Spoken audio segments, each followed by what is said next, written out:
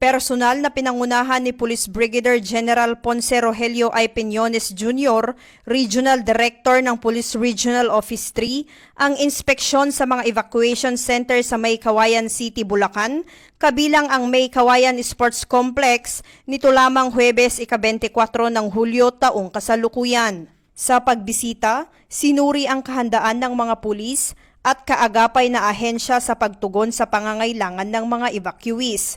Kabilang sa kanyang tiningnan ay ang seguridad, distribusyon ng pagkain at tubig at pagkakaroon ng serbisyong medikal.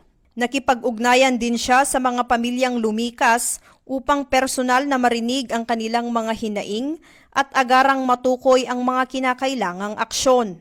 Binigyang diin ni Police Brigadier General Peñones ang kahalagahan ng disiplina at malasakit sa serbisyo at hinikayat ang mga pulis na manatiling alerto at maaasahan sa panahon ng kalamidad. Ang kanyang pagbisita ay alinsunod sa direktiba ni PNP Chief Police General Nicolas Torre III na agarang 5 minutes response na layong tiyakin ang mabilis at epektibong pagtugon sa mga sitwasyong pang-emergency. Patuloy ang Pro-3 sa pakikipag-ugnayan sa mga lokal na pamahalaan at ahensya upang mapabilis ang paghahatid ng tulong sa mga apektadong mamamayan.